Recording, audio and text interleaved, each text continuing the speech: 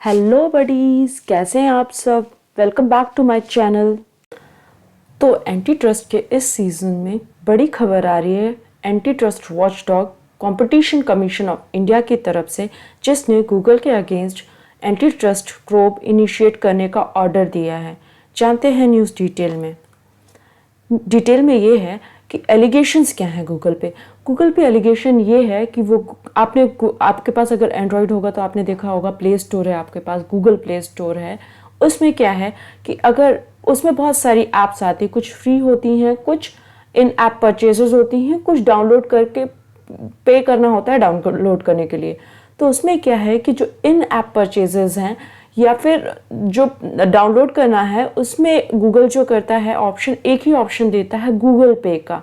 आपने बहुत सारे पेमेंट किए होंगे, तो आप बहुत सारे पेमेंट में देखते होंगे कि आप जब भी पेमेंट करते हैं तो मोबाइल वॉलेट या वॉलेट का यूज़ करने का या फिर ऑनलाइन बैंकिंग और भी बहुत ऑप्शन आते हैं पे करने के, जिसमें एक ऑप्शन होता है, कई बार आप देखते हैं कि बहुत जो आपने मोबाइल मनी या फिर फ़ोन पे, पेटीएम ये सब यूज़ किया होगा, अगर आपके फ़ोन में डाउनलोडेड होंगे तो इनका ऑप्शन भी आता है। तो जब भी आप पेमेंट की तरफ जाते हैं तो पेटीएम का ऑप्शन आता है कि आप पेटीएम से पे करना चाहते हैं या गूगल पे से पे करना चाहते हैं या फिर फ़ोन पे से, और भी जो भी वो होंगे ऐप्स होंगे उनसे। लेकिन गूगल पे के प्ले स्टोर के उसमें सिर्फ गूगल पे का ऑप्शन आता है। तो आप खुद सोच कर देखिए कि पेटीएम वगैरह को कितनी दिक्कत होता होगा, उन्हें फेयर मार्केट नहीं मिल पा रहा, और यूज़र जिसके पास पेटीएम के अलावा कोई अगर ऐप नहीं है तो उन्हें भी दिक्कत होती होगी। तो उन पे एलिगेशन ये है गूगल वालों पर कि इन्होंने क्या किया है कि एंड्रॉयड पे गूगल प्ले स्टोर पे सिर्फ एक ऑप्शन देते हैं जिससे वो यूपीआई की तरफ रिडायरेक्ट हो जाता है।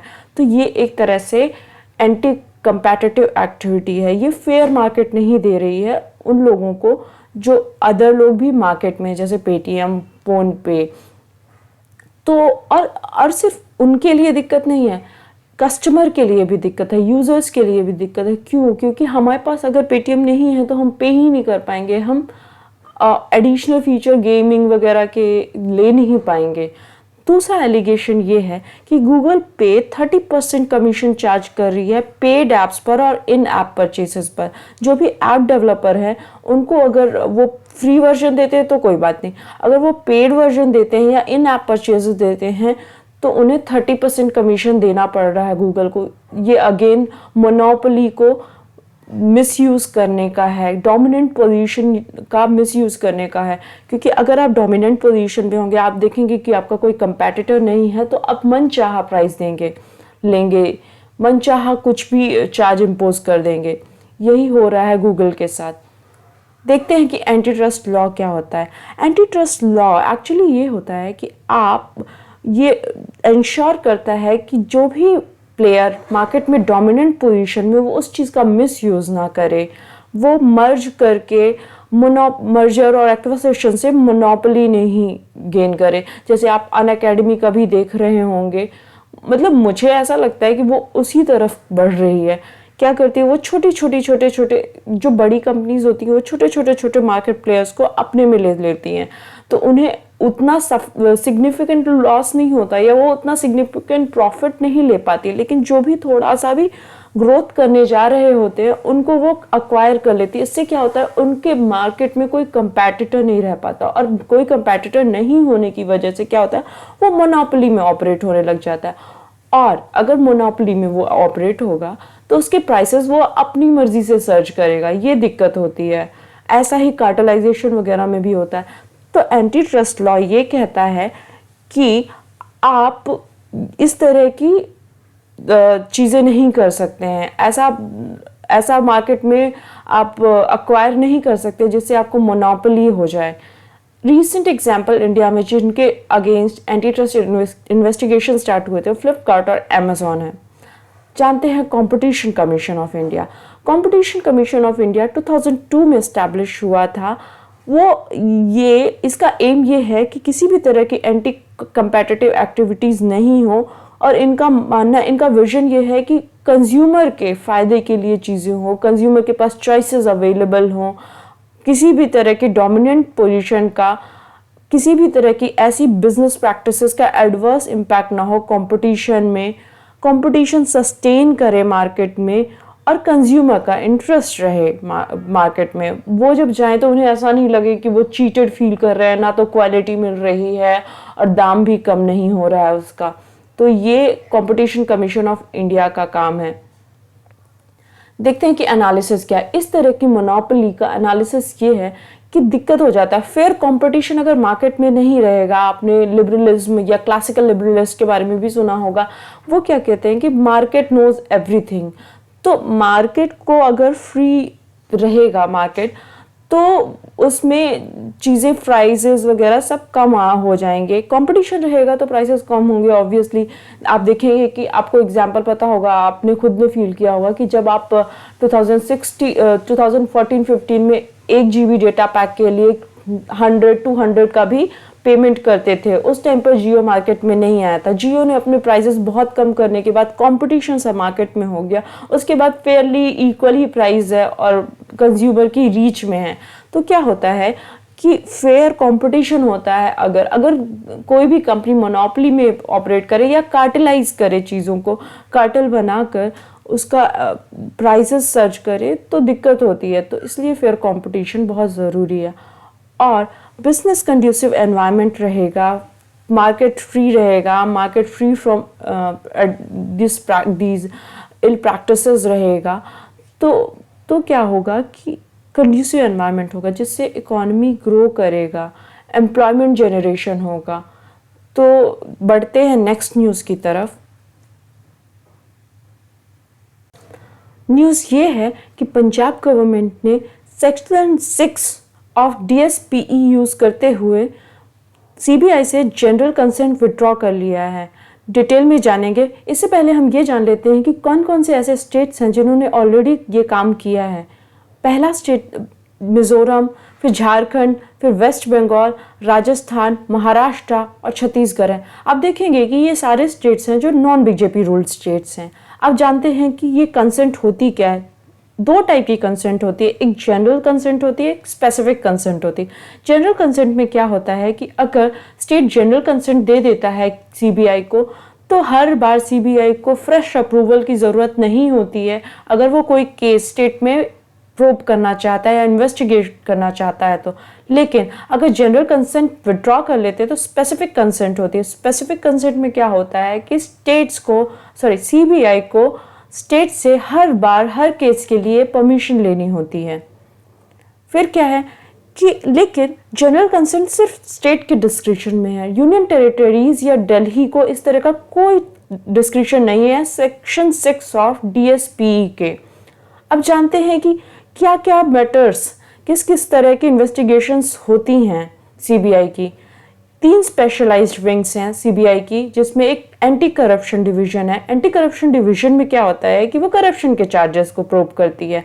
दूसरा है economic offences division. Economic offences division में क्या होता है कि bank frauds, money laundering etcetera CBI probe करती है, लेकिन जनरली CBI इसे एनफोर्समेंट डायरेक्टोरेट को दे देती है। तीसरा है स्पेशल क्राइम डिवीजन। वायलेंस का केस है या मर्डर का केस है या इंटरनल सिक्योरिटी का केस है या एस्पिनाज का केस है, इस तरह के केसेस स्पेशल क्राइम डिवीजन में आते हैं। और जनरली ये स्टेट जब अपील करता है तभी होता है। और इसमें जनरली ये होता है जब मीडिया कवरेज ज़्यादा हो जाती है किसी केस की, तभी ये केसेस CBI को दिया जाता है। जैसे सुशांत सिंह राजपूत का केस है, रिसेंट में हाथरस का केस है, ऐसे केसेस। अब जानते हैं डिटेल में CBI वर्ल्ड वॉर 2 के टाइम पर आया था। ये DSPE एक्ट 1946 में बना था। और इसमें आप कंफ्यूज मत होइएगा, ये एक्ट है जो पार्लियामेंट से पास नहीं हुआ था, तो ये स्टैट्यूटरी बॉडी नहीं है। It's a body which has come into force due to an executive order।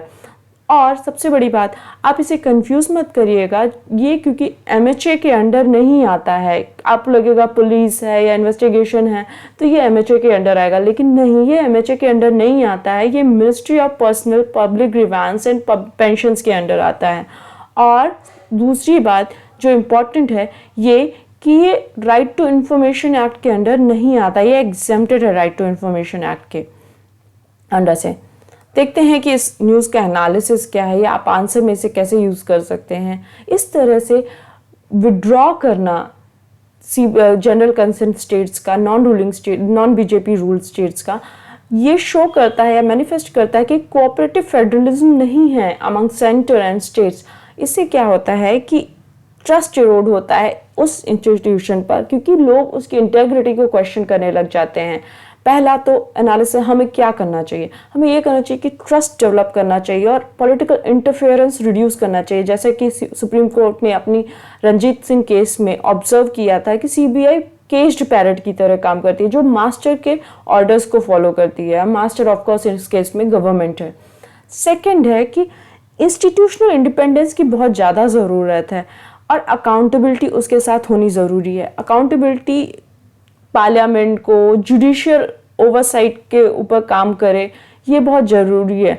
और तीसरा, क्योंकि ये एग्जीक्यूटिव, अभी जस्ट देखा है कि ये एग्जीक्यूटिव बॉडी है, तो इसे हम स्टैट्यूटरी स्टेटस देना चाहिए हमें। स्टैट्यूटरी स्टेटस देने से क्या होता है कि आपके लॉज डिफाइंड होते हैं, आपका अकाउंटेबिलिटी इंश्योर होती है इसलिए।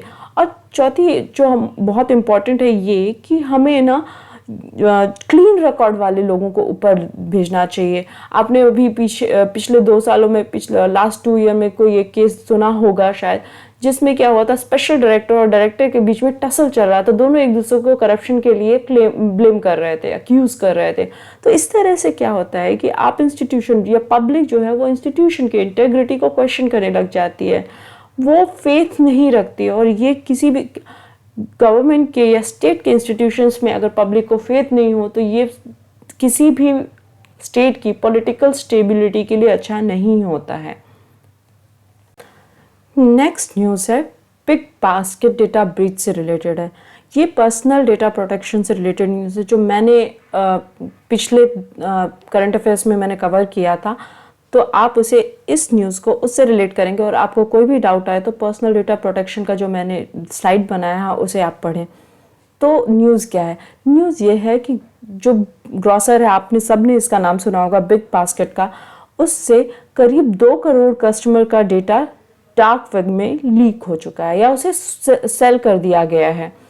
तो ये न्यूज़ क्या है? न्यूज़ ये है कि साइबर सिक्योरिटी इंटेलिजेंस, उसने क्लेम किया है कि इंफॉर्मेशन बहुत सारी है जो डार्क वेब में सेल की गई है। इंफॉर्मेशन क्या है? आपका पूरा नाम, आपकी mail ID, password, contact numbers, full address. आपने देखा होगा कि जब भी आप कोई चीज़ ऑर्डर करते हैं आपको तो पहले लॉगिन करना होता है, उसमें आपकी सारी मेल एड्रेस होती है। आप एड्रेस, ऑब्वियसली आप अगर ऑर्डर मांग रहे हैं या डिलीवर करा रहे हैं तो आपको एड्रेस देना होगा। तो ये सारी डिटेल्स आपकी लीक हो गई हैं।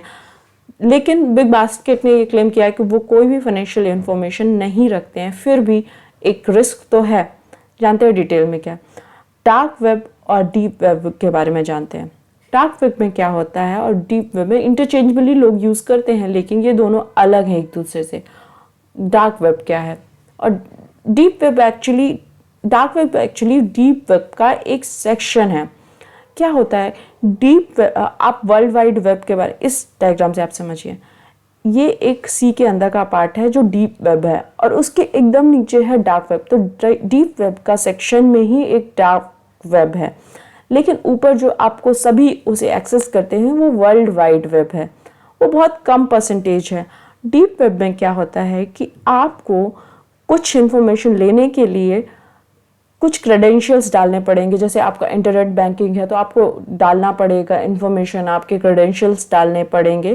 तो आप ओपनली एक्सेस नहीं कर सकते हैं कि आपने खोला और चला गया, नहीं, आपको उसमें अपने के क्रेडेंशियल्स डालने पड़ेंगे। इसमें जनरली इन्फॉर्मेशन होती है, जो इन्फॉर्मेशन होती है कि आपका आईडी, आपके मेडिकल रिकॉर्ड्स, आपका membership website, confidential corporate pages होते हैं, उसमें आपको क्रेडेंशियल्स डालने होते हैं। लेकिन डार्क वेब होता है, सबसेट है डीप वेब का, जो इंटेंशनली हाइड किया जाता है। ज़रूरी नहीं, ऐसा उसे हमेशा एसोसिएट करते हैं कि ये क्रिमिनल एक्टिविटीज़ या इललेजिटिमेट एक्टिविटीज़ के लिए काम आता है, लेकिन ज़रूरी नहीं है। बहुत सारी लेजिटिमेट एक्टिविटीज़ भी होती हैं, लेकिन मेजॉरिटी सेक्शन इललेजिटिमेट एक्टिविटीज़ का होता है डार्क वेब में। एनालिसिस इस न्यूज़ के बारे में जानते हैं कि अब इंडिया को बहुत ज़्यादा ज़रूरत है कि डेटा प्रोटेक्शन बिल जल्द से जल्द लेकर आएं और एक्ट में कन्वर्ट करें उसे। दूसरा, पब्लिक के लिए अवेयरनेस बहुत ज़्यादा ज़रूरी है उनको। और तीसरा ये है कि इस तरह के डेटा प्रोटेक्शन नहीं होने की वजह से इंडिया का एफडीआई इम्पैक्ट होता है। आप बीटीआईए का एक इरिटेंट ये भी है कि इंडिया के पास वो नहीं है, डेटा प्रोटेक्शन एक्ट नहीं है कोई भी। तो इससे क्या होता है कि जब अदर यूरोपियन कंट्रीज़ में आपको पता ही है कि बहुत ज़्यादा डेटा प्रोटेक्शन के लिए अवेयरनेस है, तो कंट्रीज़ चाहती हैं कि उनका डेटा कहीं बिल्कुल भी सेफ होना चाहिए। तो अगर हमारी कंट्री में डेटा प्रोटेक्शन नहीं है तो दिक्कत होगी। वो लोग क्यों ही हमारे साथ फ्री ट्रेड अग्रीमेंट या फिर किसी भी तरह का अग्रीमेंट करेंगे। तो इस तरह के लैक ऑफ लेजिस्लेशन की वजह से क्या होता है कि हमारी कंट्री की इकॉनमी भी इम्पैक्ट होती है। दूसरा ये कि हमारा और पर्सनल डेटा के लिए, इंफॉर्मेशन के लिए अवेयरनेस बहुत ज़्यादा ज़रूरी है। लोगों के पास अंदर अवेयरनेस होनी चाहिए। और दूसरा और एक और इन्फॉर्मेशन है या एक और रिलेटेड न्यूज़ है कि आपको जो कंपनीज हैं वो जो डेटा फिड्यूशियरी हैं उन्हें बहुत रिस्पॉन्सिबली एक्ट करना होगा। उन्हें आफ्टर अ टाइम डेटा को डिलीट कर देना चाहिए। और एग्जाम्पल के लिए आप देख सकते हैं कि आरोग्य सेतु जब गवर्नमेंट लाई थी तो बहुत ज़्यादा राइट टू प्राइवेसी और ये सब लोगों ने प्रोटेस्ट किया था, लेकिन उसके बाद गवर्नमेंट ने क्लैरिफाई किया था कि हम डेटा को ज़्यादा दिनों तक नहीं रखेंगे। तो कंपनीज को भी अपनी इस तरह की प्राइवेसी पॉलिसी में इस तरह का इन्फॉर्मेशन क्लियरली मेंशन करना चाहिए कि वो कितने दिनों तक फाइनेंशियल इन्फॉर्मेशन, कितने दिनों तक आपका पर्सनल इन्फॉर्मेशन अपने पास रखते हैं।